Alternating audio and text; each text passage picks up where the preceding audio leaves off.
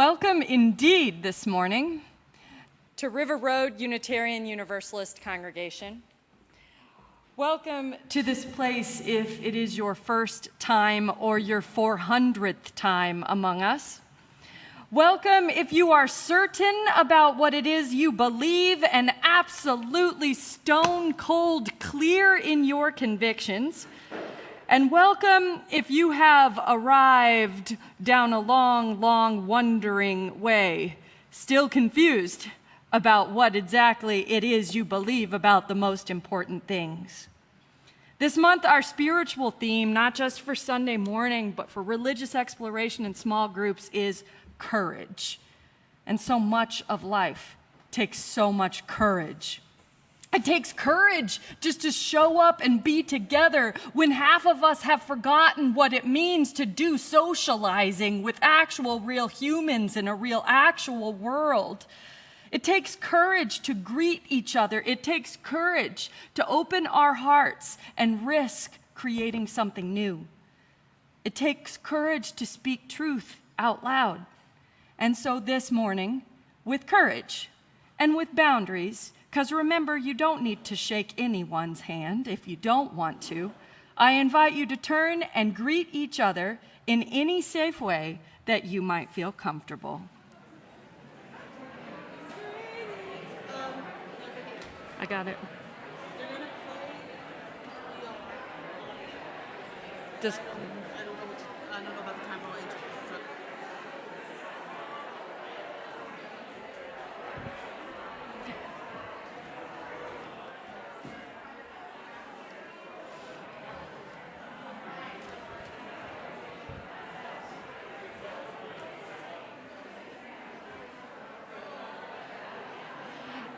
As you're able, I want to invite you to come back together from the holy chaos that is greeting each other on a Sunday morning.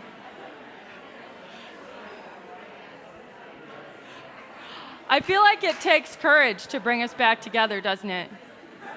I see Walt there doing the thing that every kindergarten teacher knows, which is, if you can hear me, clap once. You get the idea.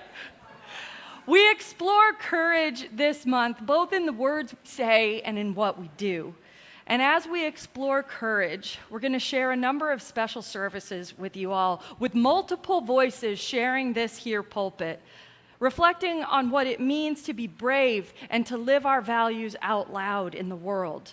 Starting today, with no less honest and vulnerable a topic than reproductive justice. Now, as we understand it, reproductive justice, it isn't just about being pro-choice or anti-abortion. It's not purely about the ways that we express ourselves in political terms. On a more elemental and deeply vulnerable level, it's about living in real live actual human bodies. With real live actual decisions, it's about all those, including ourselves, whose autonomy and integrity in those bodies is not always protected. So while today's service finds its home in spiritual themes, if you find that content, those brave reflections bring vulnerable things up close to the surface of your spirit, don't hesitate to reach out to me.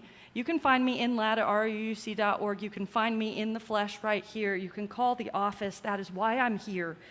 It takes courage to know who we are, to know what we need, to lay claim to an identity beyond anyone else's performance of shame or stigma or coercion. It takes courage to be ourselves and claim our power to live unashamed in these diverse, miraculous bodies we inhabit.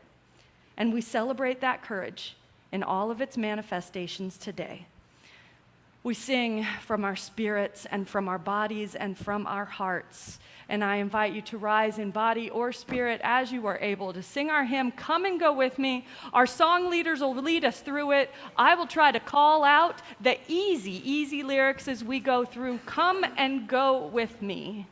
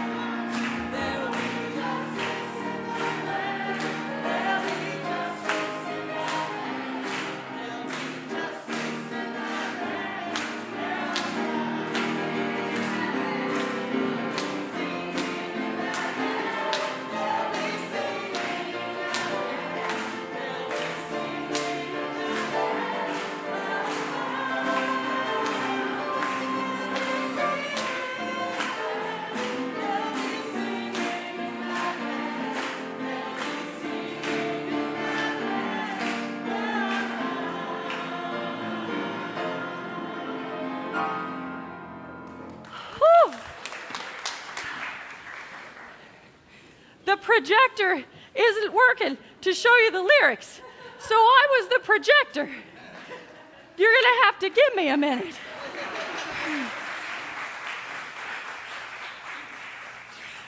So today, I want to tell you a story about two pregnant bellies. I want to tell you a story about my big pregnant belly and about another big pregnant belly across an entire ocean in England. You see, when I came here to be your minister at River Road, I almost immediately became pregnant with my second kid, Josiah, who lit the chalice today. And he's right there. Hi, bud. There he is. Giant baby, giant kid, big heart, the whole thing. And man, I was trying to figure out how to be your minister, and I was tired. And at that exact same time, Jane Leiter, who's a member of our congregation, a beloved friend to so many of you, her daughter was pregnant within just weeks of me in England. And Jane grieved that she could not watch her daughter's belly grow.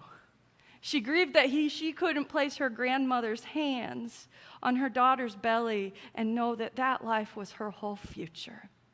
And so one Sunday, when I'd only been your minister for maybe 2 or 3 months and I barely knew Jane Leiter from any other human, she came up to me after the service and she tearfully said, "Nancy, can I talk to you?" And she told me that I and her daughter were pregnant at the same time and our bellies were growing together, and her grief and her joy shared with both of us across this ocean. And she said, "Nancy, since I can't touch her belly, can I touch yours?" And I said, "Yes."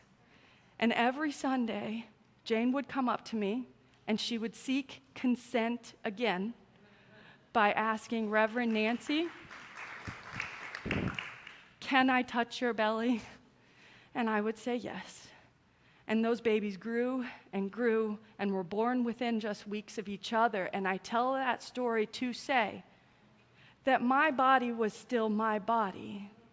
And that every single time she reached out to touch that body, which is my body, she asked for my consent, which, kids, is kind of a fancy word for permission, but it's also more than that.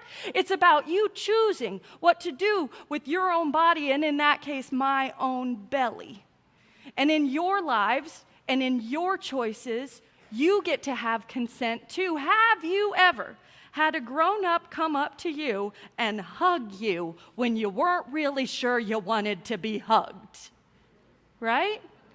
When we work together to build consent, the conversation should go with you, all of us, exactly how it went with me and Jane with the two bellies across oceans. Someone can come up to you and say, "Would you like to be hugged?" And if the answer is no, it is the right answer. Each and every one of us lives inside bodies that we are in charge of.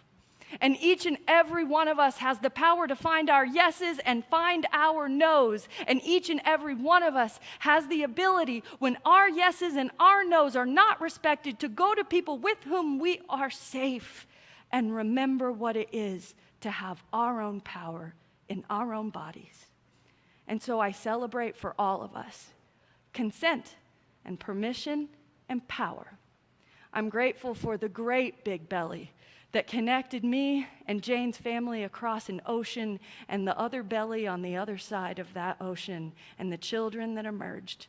And I'm grateful for the power each of us can claim in these bodies we call our own. Now, kids, parents, religious educators are headed to your classes. It is our great, great honor to learn and grow and seek consent together.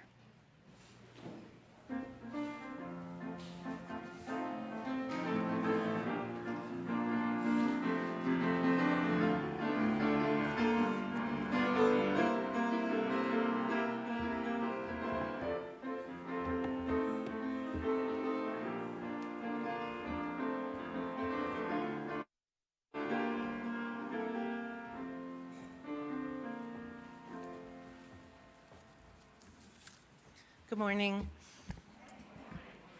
As I was preparing for this reflection this past week, I remembered something that happened when I was in high school. I was babysitting, as I did in the 80s, on a Friday night, and on the phone after the kids went to bed. And I was talking to my friend Eileen, and she was upset with me because earlier that day, I had talked to our mutual friend Ken, who was a few years older than us, and I had pushed back against him because he told me he had gone to an anti-abortion rally. And Eileen was upset with me for pushing back on him and said, you know, these are his religious beliefs. And I don't know that I said this, but I thought it, what about my belief? But it was accepted and normalized that someone who was anti-abortion would be loud and in your face. It wasn't true for the other side. He could cry about immorality based on whatever interpretation of the Bible he chose to follow. I had no grounding at the time I could point to for my belief. From that experience and others, I learned to be careful when expressing my opinions. I could offend someone's religious beliefs. I never wavered from being pro-choice, but also absorbed the stigma of abortion that had been created systematically by the religious right. About 20 years later, that stigma of abortion really knocked me out for a little while. In 2004, I was pregnant with what I thought would be our second child, and at 13 weeks, I had a prenatal test called nuchal translucency screening. It uses ultrasound to measure the nuchal fold at the base of the fetus's neck. And it was a new test at the time, less invasive than amniocentesis, but it was routine for for a patient who was in her mid-30s. So there was no suspicion of problems. But as soon as it started and the technician was looking at the sonogram screen, I could see in his face that something was wrong. And he left to get the doctor. And after about a week of other tests, we were called in, my husband and I were called into my OB's office, and he explained that the fetus had what's called trisomy 18, and that is a chromosomal abnormality on the 18th chromosome. And he explained that most babies die in the womb or are stillborn, or if they are born live, they have, very difficult birth defects, and most die within a week. And so his recommendation was termination. And I noticed during this whole experience that he and every other medical professional I encountered used that word, termination. They did not use the word abortion, but that's what it was. It was abortion care. And I was overwhelmed by guilt and poisoned by all that stigma I'd absorbed. I tortured myself over the decision that wasn't really a decision at all, given what we knew. Still, I couldn't shake this nagging feeling that I was doing something wrong, that maybe it was God's plan that I continue the pregnancy. To be clear, I never believed in God's plan and that idea, but still these thoughts pulled at me. I did have support from my devout Catholic parents and from my doctor, who is Christian. I know that because he wore a big gold crucifix around his neck. And of course, I had the support of my husband. Ultimately, I had the procedure. It was painful and exhausting, but I recovered from it much faster than it took to get past the grief and guilt. That took years. In just about every way I can think of, the circumstances of my abortion were as good as they could be. I'm a married, white, cisgendered, heterosexual woman of means and lived then in a liberal county in a liberal state. I had good health insurance and I experienced no obstacles in obtaining the abortion. With all of that privilege, it was still one of the hardest things I've endured. It could have been much worse. And it has been much worse for countless people, and it still is, especially now. Reflecting back now, I know that it is stigma that caused the medical professionals I encountered to choose the term termination rather than abortion. Even if they did not hold any prejudices themselves, the pressures of society made the word abortion so loaded. Unlike in 2004, when I felt adrift from faith, I now have Unitarian Universalism. If I'd been supported by a UUU congregation then, as I am now, perhaps that community could have helped me feel more grounded in my decision. The grief would have remained, of course, but I could have dealt with that without the added burden of worrying that I was doing something wrong. Over the last 10 months or so, I've had opportunities to learn about reproductive justice, a movement many of you and so many others have been in for years and even decades. Sister Song, one of the foremost reproductive justice organizations in the country, defines reproductive justice as the human right to maintain personal bodily autonomy, have children, not have children, and parent the children we have in safe and sustainable communities. The term was created by a group of Black women who gathered in Chicago in 1994. According to Sister Song, these women named themselves Women of African Descent for Reproductive Justice. Rooted in the internationally accepted human rights framework created by the United Nations, reproductive justice combines reproductive rights and social justice. I'm drawn to reproductive justice because of my own experience and because of the beliefs I've always had but could not always articulate.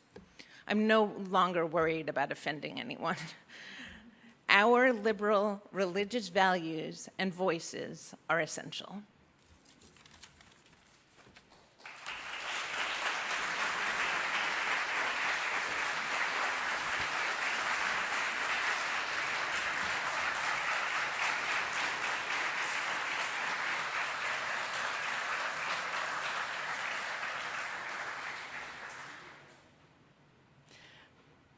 We gather as complex people with joys and sorrows and pride and celebration. I'm going to light my first candle in the time of joys and sorrows today for Laura as a leader. For being able to say, I am no longer ashamed, for being able to ground that power in community. There are so many of us in so very many ways, with joys and sorrows, tears and laughter, who come into this place carrying stories we yearn somehow to tell. There are a few joys and concerns I want to lift up to the whole congregation today, knowing so many more remain in the silent sanctuary of your heart. First, I lift up all those in the path of Hurricane Ian, with a poem by Jan Richardson, A Blessing in the Storm. I cannot claim to still the storm that has seized you, cannot calm the waves that wash through your soul, that break against your fierce and aching heart. But I will wade into these waters. I will stand with you in this storm. I will say peace to you in the waves, peace to you in the winds, peace to you in every moment that finds you still within the storm. We also find ourselves together in the midst of storms of loss in a great many ways, both in our own lives and in our congregational community. Today, we grieve the passing of River Roader Marianne Milkman. Marianne was a trained biologist. She was a city planner. She was a loving mother. She was a bird watcher and a hiker. She loved poetry and literature. She loved volunteering at the River Road Bazaar. With her husband, Roger, she found a passion for social justice and politics that she carried with her even long after his death. Now, Marianne, before we knew her here at River Road, had a remarkable life. I always thought it might make an amazing movie. She was one of the tiny children on a kinder transport out of Germany, in which she and her family barely survived by 1,000 moments of happenstance and bravery, the death that surely awaited them in Germany. Marianne lived a brave and funny and heartfelt life, much of it right here among us, and we love her so. I also know that in these high holy days, so near to Yom Kippur, we know once again what it is to forgive ourselves and each other and to begin again in love. And in that spirit, I grieve my very good friend, river roader Bob Heiderer, who died at 99 years of age. He didn't quite make it to 100, our Bob. And for all the years that I have preached here, Bob has reminded me over and over again of his life story, an honest-to-God war hero shot down over the South China Sea, beating away the sea snakes that threatened to eat him. Bob came back from war to live a long and happy life, both as a civilian contractor and as a naval attaché in Kuala Lumpur. And Bob would preach to me the same sermon over and over again, reminding me that what it took to make him a great soldier was also what made him less a courageous man than he always yearned to be. And so he spent his later life trying to be that man that he believed the military had driven out of him, guided always by empathy. And if you have a moment on this rainy day, or any day besides, if you walk back past our memorial garden, past the fountain, take a ride on the gravel path, you'll see a bench that he commissioned with the values that he said he heard preached here over 40 years, and that guided his moral compass. Central among them is empathy, carved in the very biggest letters we could manage, all caps on that bench, standing guard even still over the place in which he sought to rebuild his empathy that an empire at war sought to tear out of him. He is grieved by his family and his friends, and most especially by the widows and widowers group who love to raise a glass with him so often. We ground ourselves in the empathy that guides our lives. We remind ourselves that we are loved and we are worthy of love in 10,000 different ways. We bless it all, and we begin again. Our words of meditation and blessing are words that remind us that indeed we are well and truly loved.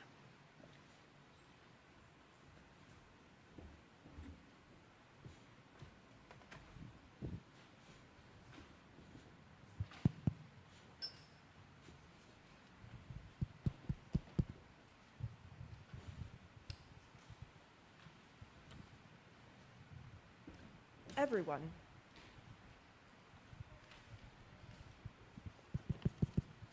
Everyone loves someone who had an abortion.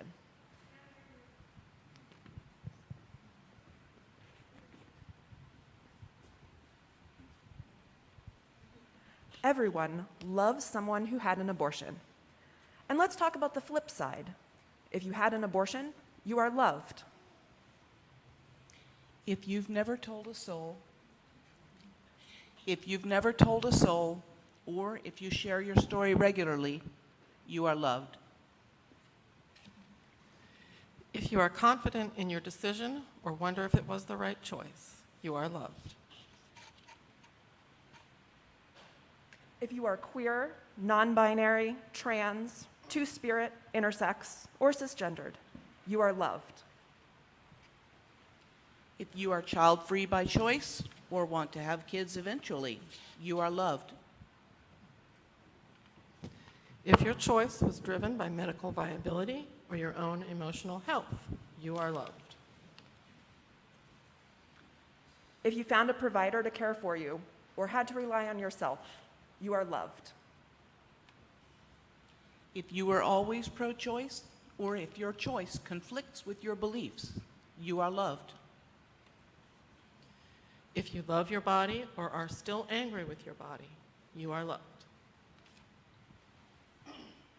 If you believe God loves you, or you believe in nothing divine at all, you are loved. If you find yourself reflected here, or your truth is more than these words can hold, you are loved. You are loved. You are loved. You are loved. You are loved. You are loved.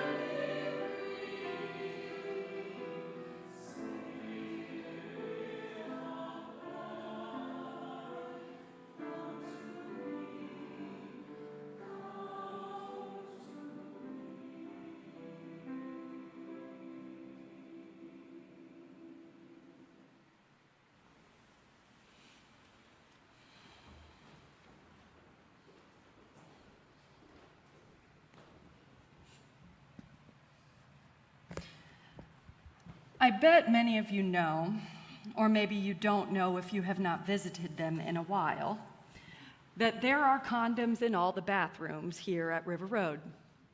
And there are sanitary products. There are maxi pads of all kinds. There are tampons. They are right there, along with a sign that we carefully laminated and made as pretty as we could that says we value your inherent worth and dignity, and we value the safety of your body. And it is right there because the very presence of these things in the most intimate spaces of our community, it is a part of being the kind of people of faith that we say we want to be.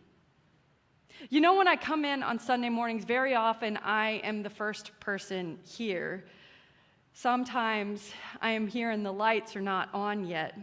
And sometimes when there has been a big bar mitzvah, or maybe a great big wedding that Saturday night before, or even a particularly raucous memorial service, I will walk in on Sunday morning to see what remains from the parties of Saturday night. Sometimes I walk these very halls, even this sanctuary, and I find maxi pads stuck to the light fixtures. And sometimes I find them arrayed in patterns against the walls. Sometimes I even find smiley faces drawn in marker upon the previously pristine white surfaces of those same maxi pads. Sometimes the condoms opened and flung around filled with water or stretched to unreasonable dimensions. And do you know that every single time this happens, I smile? I smile as I take the smiley face maxi pads off of the walls. Only reluctantly I take them down. I smile because I know, however silly, however messy, however chaotic and probably wasteful it all is, what is left as evidence of Saturday nights on Sunday morning in this building tells me that somewhere, there is a kid whose name I probably do not know, who has just had maybe their first encounter with these objects that may one day save their life, or make it better, or safer, or less scary.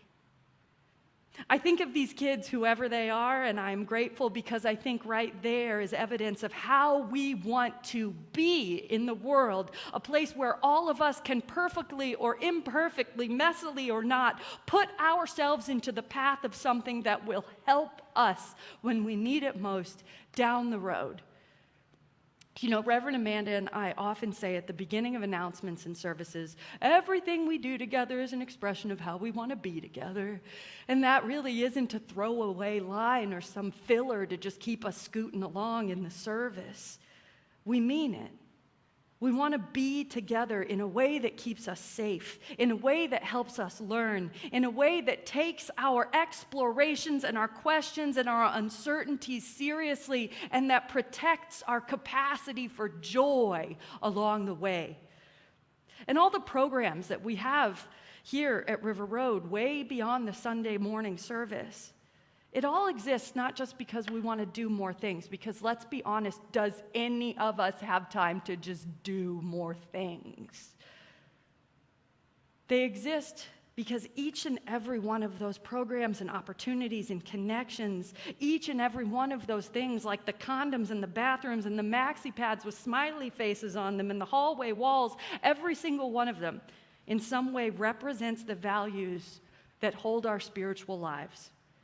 And so we don't just speak about reproductive justice, we live it in very real and sometimes risky ways, including the comprehensive sexuality education curriculum our whole lives that we have been teaching in this place for over 40 years. Since Unitarian Universalists and United Church of Christ members teamed up a generation ago to do for each other and for our kids what the public schools always cannot. That is, take our bodies and our children and their lives quite seriously, no matter what the shifting political winds might say. And so our kids go to school in many jurisdictions across a spectrum of at least 2 states. In the District of Columbia, the education they receive about their bodies in those schools is wildly divergent from one jurisdiction to another. But here, for 40 years, we have been taking their questions seriously. Because our work is to allow our bodies to be real bodies in church of all places. With all the functions and peculiarities and absurdities and wonders that come with those real bodies, our work is to let the questions of young people be worthy of our attention, as worthy as any curriculum. And right now, our 8th graders here at River Road are spending every Sunday this church year in this deep, vulnerable, awkward, and astonishingly sacred work. They take themselves and their bodies seriously in OWL class. They are learning more than just sexuality and identity and consent. They're learning that they and their choices are important. They are too important to be abashed and talk around, to stumble through. And that the first step is in asking our own questions and taking ourselves seriously and telling our real stories.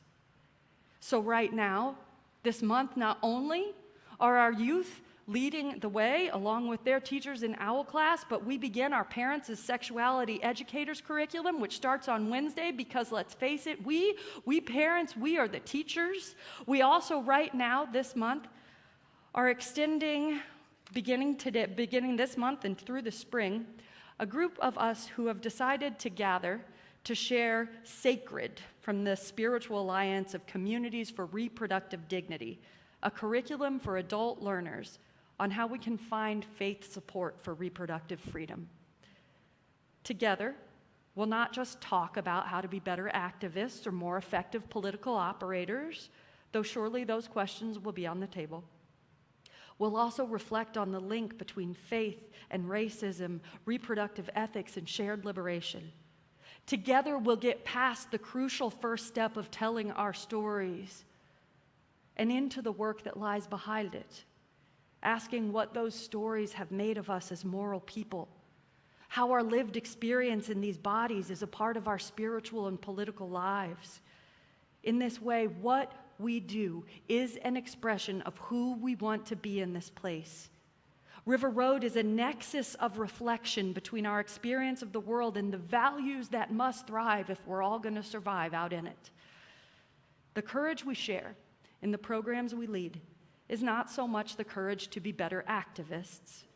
It's the courage to be thoughtful, self-examined people, so that any activism we do is born out of something deeper and more resilient than merely our anger or our fear.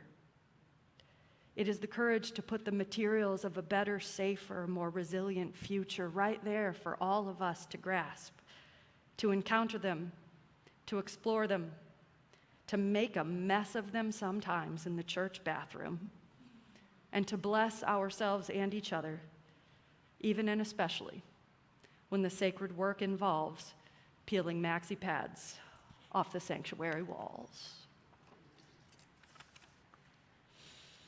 We gather to share generosity of so many forms. Generosity of spirit, generosity of time and talent and treasure and risk. And you're invited now in this time of offering to give in many ways that which your own heart is called to give. And if you would like to light a candle for your own joys and concerns, you're welcome to do so as well. You can give in the old-fashioned way through the offering box in the back, online, or by texting 73256.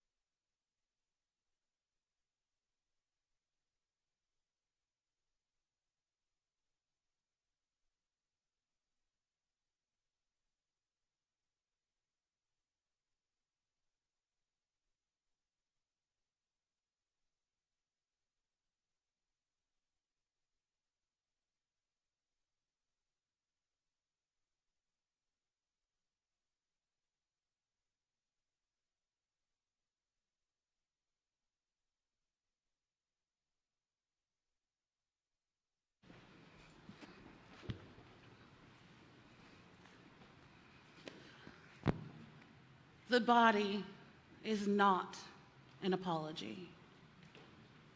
The body is not an apology. The body is not an apology. These are the words that inspired my reflection this morning. The words that are also a title of a book by Sonia Renee Taylor that has been formative and transformative in my life and the lives of so many others. And even in the title of that book, The Body is Not an Apology, we begin to hear how radical and transformative that is. That it is our right to inhabit our bodies unapologetically. It was Audre Lorde that said that there is no such thing as single issue struggle because we do not live single issue lives. Our struggles are particular because we are not alone. And that to me is at the core of reproductive justice. It's been many years since I first read that book, The Body is Not an Apology, and I couldn't even tell you how I came across it to begin with, perhaps a podcast, perhaps word of mouth. And it seems like the things that you really need in life have their way of seeking you out, usually because those things need you just as much as you need it, and I needed to hear that the body was not an apology.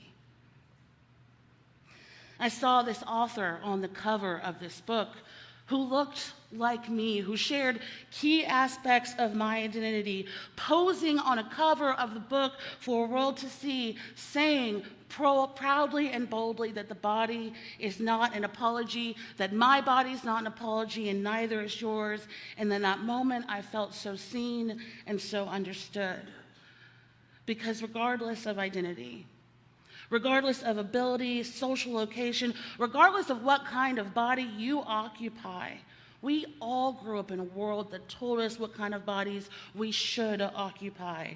And if we don't live in a state of constant apology, if we don't meet those needs and demands to have the bodies that we're supposed to, we are not supposed to be proud of that.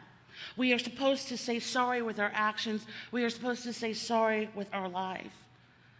And the indoctrination there is so deep and so rooted in each one of us that no matter how much that ideology harms us, no matter how much that hurts us, we often impose that same shame and that same policing on those around us in our own lives. So why am I up here talking about things like body policing? Why am I talking about body shame? Why am I talking about apologetics? What does this even have to do with reproductive justice? Now, this morning we've attempted to weave a tapestry of reproductive justice that is expansive. A tapestry that holds our truths, our stories, our fears, our rage. A tapestry that includes access and responsible action, education, and of course, this community. And my hope is that we can each continue to weave this tapestry long after this morning has become the past, that we can each find ourselves in this work, that we can each find our way towards building reproductive justice in our lives. So Sonia Renee Taylor, the author of the book, I really like the way that she talks about this. She says that there is a completely non-controversial statement that I think we all can have consensus around. You, my dear, have a body.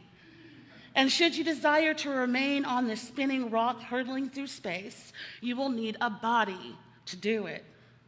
Fair enough? And she goes on to say that injustice is an opaque word until we're willing to discuss its material reality. When we speak of the ills of the world, violence, poverty, injustice, we're not speaking conceptually, we're talking about the things that happen to bodies. And this, of course, tracks because we can apply it to any kind of systemic injustice: racism, homophobia, famine, ableism, transphobia, war, economic injustice. These are all things that are enacted onto bodies. Bodies pay the price for these injustices. Abortion bans, the threat of legal action, including imprisonment for performing a safe abortion, invasions of medical privacy and agency. These are oppressions enacted on bodies and based on the decisions that we attempt to make about our bodies. And none of this exists in a vacuum. We can't talk about body-based oppression at the systemic level without examining how we uphold those very systems of oppression in our own lives and communities. It's in the same way that we can't talk about something like eugenics without acknowledging the ways that we conceive of certain bodies as good and certain bodies as bad. Bodily autonomy, I believe, is a basic human right, one that is beyond the government, but one that can be curtailed by a government nonetheless. We've seen this all throughout history, but it can also be curtailed when we make demands on other people's bodies.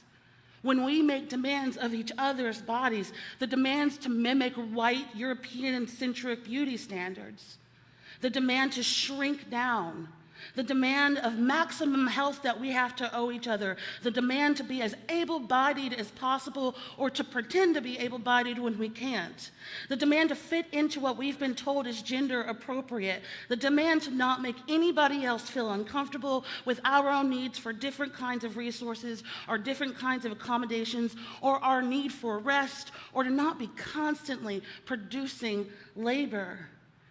And these demands not even be spoken aloud. They can be heard loud and clear when buildings are inaccessible to folks with mobility issues. When workspaces insist that hair be tidy and well-maintained, we witness it through bathroom regulations that dictate the gender a person has to be to cross the threshold. Dress code policies steeped in sexism and fat phobia, and a billion-dollar diet industry that tells us from the time that we can comprehend that the only way to be truly happy and of worth is to shrink your body down. These are messages we receive from birth that tell us that our bodies are things to be controlled, that we owe obedience to strangers, that we owe obedience to institutions, invisible entities, obedience of the ways that we look, obedience of the food that we eat, the way that we express ourselves, the way we love, the way we receive pleasure and intimacy, the very shape of our body and how we choose to use it, and when, if ever, we choose to share it with someone else, whether that be a partner or a fetus. There's simply not enough time this morning to talk about the ways that we have been conditioned to a system we did not create based on values we did not give ourselves. Sonia Renee Taylor puts it like this: living with mounting evidence that society at every turn will reject our attempts to exist unapologetically in our bodies is to live in a state of terror, dragging ourselves through a lifetime of self-hate endorsed and encouraged by our systems is a terrifying way to live, and yet millions of people exist in this constant state of fear every day. It is an act of terrorism against our bodies to perpetuate body shame and to support body-based oppression. She calls this body terrorism. And if you think that's too extreme a term, check out the survey done in 2020 on the mental health of LGBTQIA youth conducted by the Trevor Project. If you think that's too extreme a term, perhaps tune into what's happening to young women in Iran as we speak this morning. Ask the family of countless Black and brown folks slain for simply looking threatening. Body terrorism is real. Body terrorism is what happens when the Supreme Court is stacked to overturn Roe versus Wade. And body terrorism is also what happens when someone tells a 16-year-old they need to slim down or they'll never receive the love of a man. We do not lead single-issue lives. The first time Sonia Renee Taylor uttered the words, "Your body's not an apology," was to a friend who told her in confidence that she, as a disabled person, had given up a piece of her agency to make her partner happy.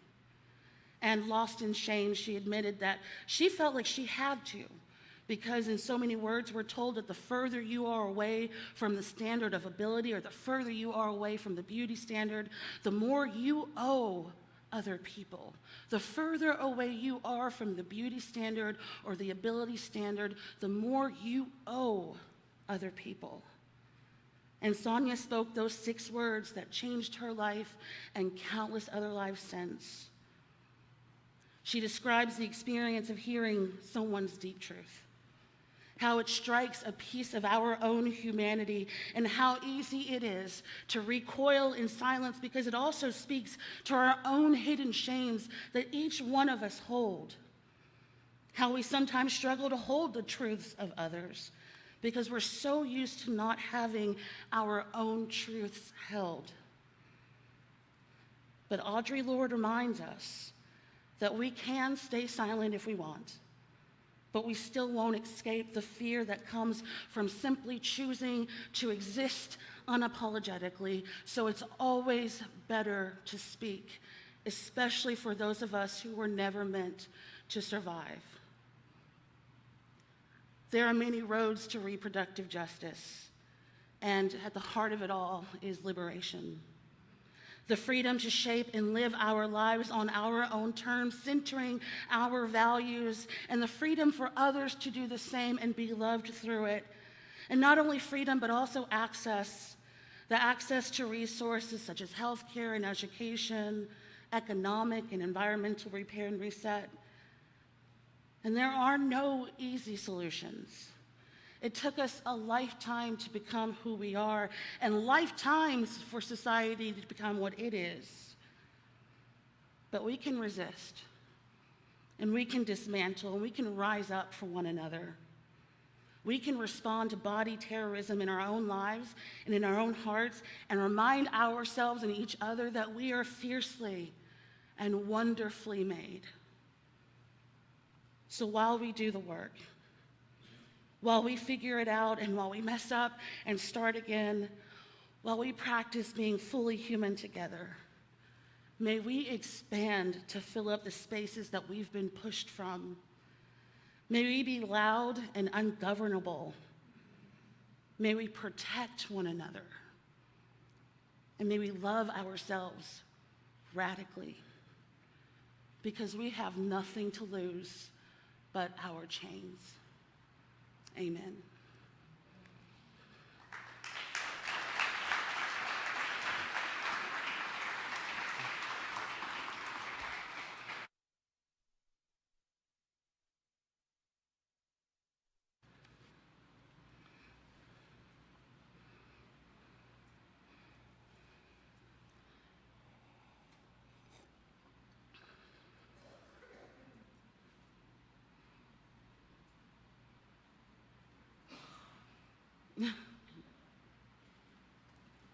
For each child that's born, a morning star rises and sings to the universe who we are. For each child that's born, a morning star rises and sings to the universe who we are. Oh, for each child that's born, a morning star rises and sings to the universe who we are. Oh, for each child that's born, a morning star rises and sings to the universe who we are.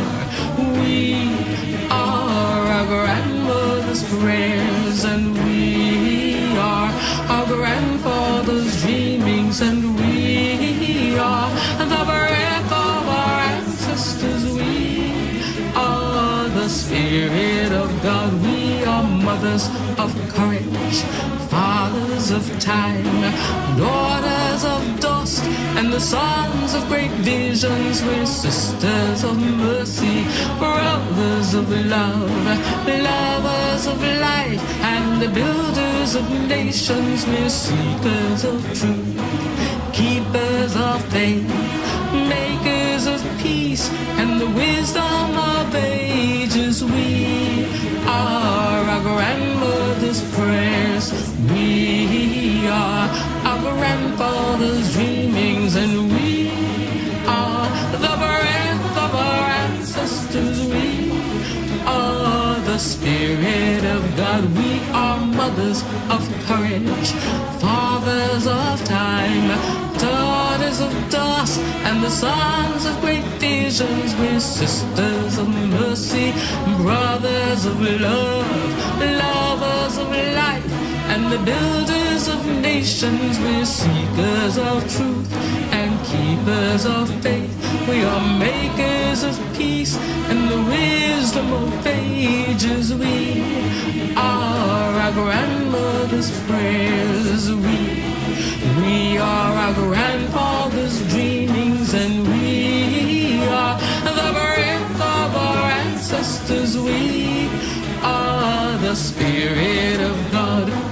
We are our grandmother's prayers, and we are our grandfather's dreamings. We are the breath of our ancestors. We are the Spirit of God. For each child that's born, a morning star rises and sings to the universe who we are.